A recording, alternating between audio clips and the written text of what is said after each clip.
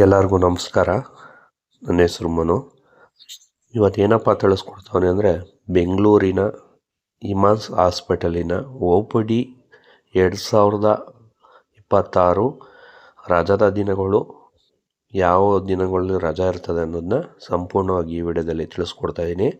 ಮಕರ ಸಂಕ್ರಾಂತಿ ಬುಧವಾರ ಬೀಳ್ತದೆ 14/1/2026 ಮತ್ತು ಗಣರಾಜ್ಯೋತ್ಸವ 26/1/2026 ಸೋಮವಾರ.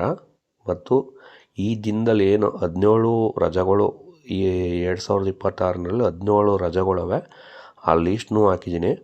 ಯಾಕೆ ಅಂತ ಹೇಳಿದ್ರೆ, ನೀವು ಕನ್ಫರ್ಮ್ ಮಾಡಿ ಈ ಡೇಟ್ಗಳಲ್ಲಿ ಇದ್ದರೆ ಆವತ್ತು ಬರೋಕ್ಕೋಗ್ಬೇಡಿ, ರಜೆಗಳಿರ್ತದೆ.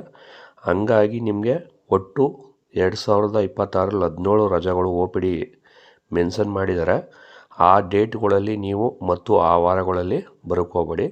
ಕಂಪ್ಲೀಟಾಗಿ 17 ಸುಧಾ ಯಾವ ಡೇಟಲ್ಲಿ ಬೀಳ್ತದೆ ಮತ್ತು ಯಾವ ವಾರ ಬೀಳ್ತದೆ ಅದನ್ನ ಸಂಪೂರ್ಣವಾಗಿ ಈ ವಿಡಿಯೋದಲ್ಲಿ ಹಾಕಿದ್ದೀನಿ. ಕಂಪ್ಲೀಟಾಗಿ ನೋಡ್ಕೊಳ್ಳಿ. ಆ ದಿನಾಂಕದಲ್ಲಿ ನೀವು ಯಾವುದೇ ಕಾರಣಕ್ಕೂ OPDಗೆ, ಬೆಂಗಳೂರಿನ ಇಮಾನ್ಸ್ ಹಾಸ್ಪಿಟಲ್ನ OPDಗೆ ಬರೋಕ್ಕೋಗ್ಬೇಡಿ. ಯಾಕೆ ಅಂತೇಳಿದ್ರೆ, ಇದು ಕನ್ನಡದಲ್ಲಿ ಮಾಡಿದ್ದೀನಿ.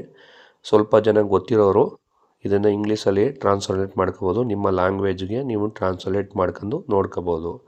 ಏನೇನು ರಜೆಗಳ್ನ ಮೆನ್ಷನ್ ಮಾಡಿದ್ದಾರೆ, ಒಟ್ಟು 17 ರಜೆಗಳ್ನ ಮೆನ್ಷನ್ ಮಾಡಿದ್ದಾರೆ 2026ರಲ್ಲಿ. ಏನು ಇಮಾನ್ಸಿನ OPD ರಜದ ದಿನಗಳು ಈಗ ನಾನು ನಿಮ್ಮ ಡಿಸ್ಪ್ಲೇ ಮೇಲೆ ಏನು ತೋರಿಸ್ತಾ ಇದ್ದೀನಿ, ಆ ದಿನಗಳು ಹಾಲಿಡೇ ಇರ್ತದೆ. ಹಂಗಾಗಿ ನೀವು ಆ ದಿನಗಳಲ್ಲಿ ಬರೋಕ್ಕೋಗ್ಬೇಡಿ. ಇದನ್ನು ಆದಷ್ಟು ಎಲ್ಲರಿಗೂ ಶೇರ್ ಮಾಡಿ, ಲೈಕ್ ಮಾಡಿ ಮತ್ತು ಧನ್ಯವಾದ.